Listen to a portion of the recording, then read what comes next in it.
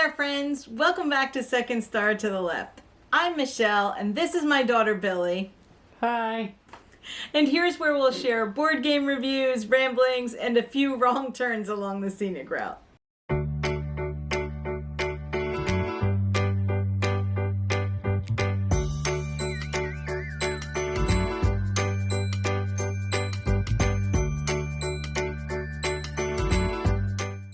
This was one of those weeks where we took a few wrong turns along the scenic route. I had big plans to record an unboxing, maybe even a playthrough of Horrified American Monsters, but I got impatient and just cracked that box open to play. I mean, can you blame me? I mean, just look at what you find when you open this box. The details they put into the back of the board are so thematically done. The original Horrified and its collection of Universal movie monsters was already a favorite, especially coming up on Halloween, but this one just resonates on such a different level.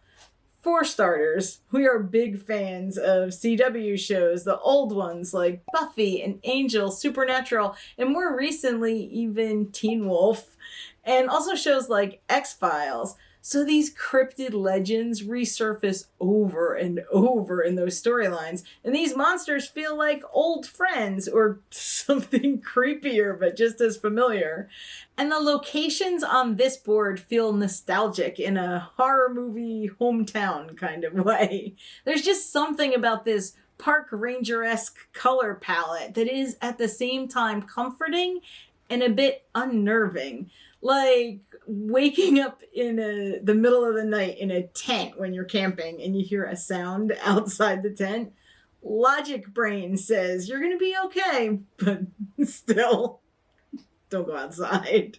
Anyway, I opened this one up way before there was time for an unboxing, so I'll just share some thoughts about what I found inside. You start out with a letter from the Federal Bureau of Paranormal Investigation. I love all this added flavor text and theme. The board has that same kind of luminescent glow as the original, but in this new, more muted color palette. Gone are the primary colored bits, replaced with these beautiful new pieces to collect. These muted colors appeal to me, but I can understand that they might be more problematic for those who have trouble differentiating between the tans and the yellows, especially in the really small print on the monster boards. The investigator boards are shaped like little notebooks. The monster cards look like case files, although they're now cardstock instead of cardboard. Just like the original, I love the look and feel of the standees for the villagers. But I had a good laugh when I realized that Billie had never heard of a soda jerk and I just thought it was a really mean thing to call one of the villagers. That was just someone very mean who was hanging out at the soda parlor. The only component that I preferred from the old game is the bag. I'm not a big fan of this new bag with its like sharp corners and crinkly material. I think it was supposed to look like a bag from the market. It's hardly a deal breaker. And it does stand up on the table, which makes it easier getting the pieces out and much easier to do it, especially one-handed. You know what's left. The component everyone's been waiting for. The minis. Look at these beauties. 6 brand new minis that are of much higher quality. The original had a few that arrived bent over pretty badly. Poor Dracula looks like he's had a few too many Bloody Marys. All of the thematic details are done so well that it's a bit of a shame that it seems some small things were missed during proofreading. There are some tiny mistakes on the boards and in the manual. Most obvious being the discrepancy between the police station and the sheriff's station in the instructions and on the pieces. And there are some clarity issues with Bigfoot's objectives. Small things, but they took such care with everything else, it's just a shame. While Billie and I were oohing and eyeing over the minis, Billie had the idea to rank them.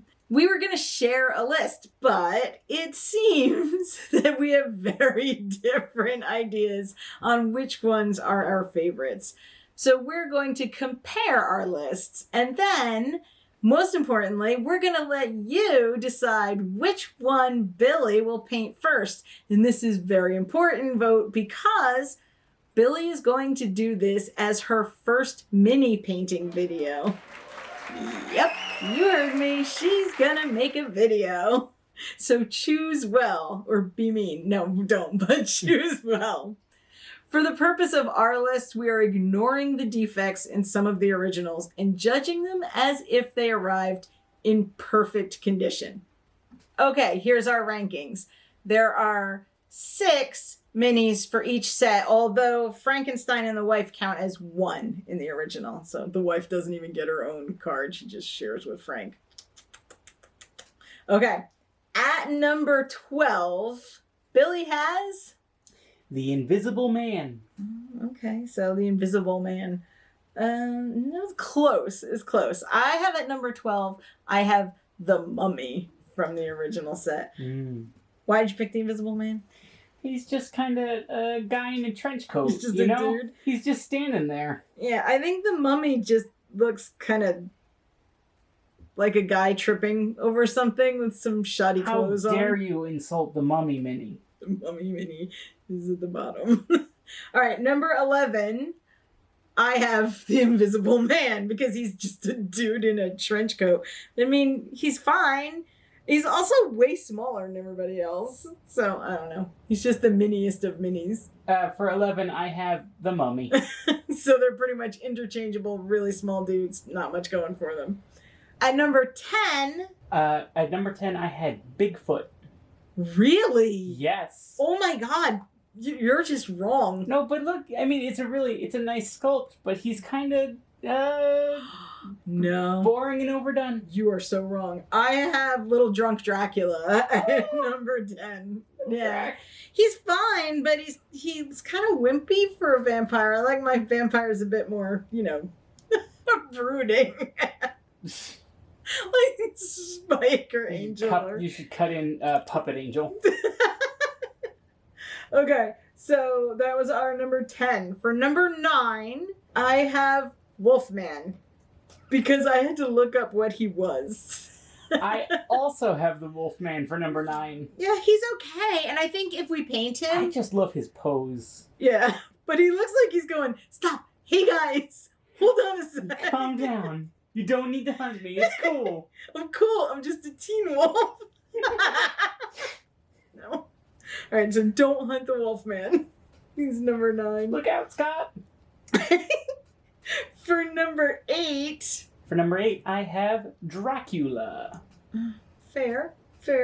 I have Chupacabra. That's pretty low. Yeah, because he's creepy and I don't like him. 8 is way too low for the Chupacabra. Way too low. No, it's not. Okay, for number 7... I have the Chupacabra. So 8's too low, but 7's good? 7's just right. No. For number 7, I have Frank and His Bride. You get a twofer here. And I actually think these are pretty good. But, number 7. Not as good as the others. What do you have for 7? The Chupacabra. I already said that. You just cut this part out. Cut this part out. Or you could just look like a big dummy. Alright, for number 6, what do you have? The Ozark Howler. Really? Yeah. You just don't like the new minis. No, I do. He's really cool, but he suffers from the same problem as Bigfoot, I think. It's just, he doesn't have a lot going on visually. He has all that fur and he's howling. He's just Bigfoot with a goat head. Oh, he's really cool. I have the Creature from the Black Lagoon. Because he's awesome and he's the cool B-movie guy. No? Okay. For number 5, and you're gonna get so mad at me. I feel like I might. I think I know what you might pick, and I am already mad. For number 5, I have the Jersey Devil. That is just a bad, incorrect opinion. No, it's not. The Jersey Devil should be scarier, and I think he's like a little frail, elderly Jersey Devil. He's like sneaky. He sneaks on your rooftop. He slips in. He stabs you with. He's not evil Santa. He's pretty much evil Jersey Santa. Devil. A lot of the stories have maybe like, an evil reindeer, but I don't think he's evil. footsteps on the rooftop. That's him. No. You're Ho ho ho! What do you have for number 5? Because you're wrong. Frank and his wife. Frank? Oh, you have them up that high. Mm-hmm. Right. I mean, I think they're actually pretty interesting, and you get they're really solid minis. right. Frank's doing that thing too. Don't. Okay, what do you have for 4? Stop. You're wrong. I have the Banshee of the Badlands. I mean, I like Banshee of the Badlands. She's a little lantern and everything. It's pretty cool. I think she's just misunderstood. She plays music too. The Banshee gets the violins, so, you know. I think it'll be really fun to paint her. She's got all those folds in the cloth. Yeah. For number 4, I have Bigfoot. Because he's cooler than you think he is. He's Bigfoot. Yeah, okay, whatever. It's old news. For number 3, I have one that I actually thought would be higher when we started ranking them. So I'm a little bit surprised because I have a fondness for this little dude. But I have Mothman for number 3. What do you have? For number 3? Yeah. Creature from the Black Lagoon. Oh, you do like him. He's really cool. I know what your number 2 and number 1 are. Shush, they don't. It's not like they can see it on the screen or anything. Okay, for number 2, what do you have? Should I hold it up? It's the Mothman. It's the Mothman. But not to be confused with Mothra. We don't get 2 little singing girls, We but... should totally paint it with the Mothra color scheme, though. Yes. But I love this little dude. Look at the little hands. All right. The yellows and the blues and the little red spots. Yeah. If we paint it like Mothra, though, we have to paint 2 little girls to sing next to it. It's not very threatening if it's Mothra. Number 2, I have Banshee of the Badlands because I actually really liked her. She's a pain in the butt, but I really liked her. And I like her little flowy dress and her lantern. I think she's got some of the best details. I mean, not the best because obviously, you know, the best is still coming up. What's your number 1? My number 1 is the Ozark Howler that you made fun of before. I think he's cool. He's just Bigfoot with a goat head. He just looks like somebody's pet is really, really angry. The correct answer for number 1 is the not. Jersey Devil. No, it's not. It is. It isn't. Look, he's frail. Okay, well, you guys decide for yourselves, but clearly the Ozark... Navi agrees with me. Hear that? He's shouting his agreement. He's shouting for his friend, the Ozark Howler. Those are our rankings, which one of us is right. Make sure that you vote for which one you want Billie to paint. Make sure it's the Ozark Howler, because she wants to paint the Jersey Devil. You're from New Jersey. We live in New Jersey. Yeah. I think people are wondering if there's a place on their shelves for both versions of this game. And that really just depends how much you like Horrified or how much you like co-ops. We culled Pandemic from our collection a while back because it lost its shine, and also it's a lot less fun during an actual pandemic. And Cthulhu Pandemic. And Cthulhu Pandemic all around is way better. Yeah. So as far as gameplay, the Monsters and American Monsters versions seem a little bit more difficult to me. Their movements and requirements have a little more swing or randomness, but in a good way. And they're somehow more menacing, I think.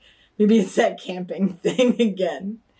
We didn't get a chance to play as much as we'd like, so we'll see if that's still our opinion after a few more plays. But on our first play, we were down to our last life, and it wasn't looking good at all. And then we won. Seriously. By the skin of our teeth. Right? We thought it was very, very over for us. But it was swingy enough to keep it exciting and to know that we still had just that much chance. We will be keeping both. But now probably playing the original more during spooky season and American Monsters more throughout the year. But that's hardly an actual rule or anything. If you were wondering which would be better for you, just go by theme. They're almost entirely the same game with a few minor tweaks here and there. Which monsters would you rather battle? Dracula or the Jersey Devil? Wolfman or Mothman? I love them both, but if I was in a store and for some awful, mean reason you said I could only have one, I'm gonna go with American Monsters because it reminds me of home. Then why didn't you pick the Jersey Devil? After all, I come from a state that has a magazine devoted to just this thing. Let me know what you think, and make sure to vote on which mini Billie should paint for her debut video. Thanks for watching. If you like what you see, or if you want to keep watching until we get one right, please like, subscribe, and share. As always, open tables, open minds, and play yourselves. Bye!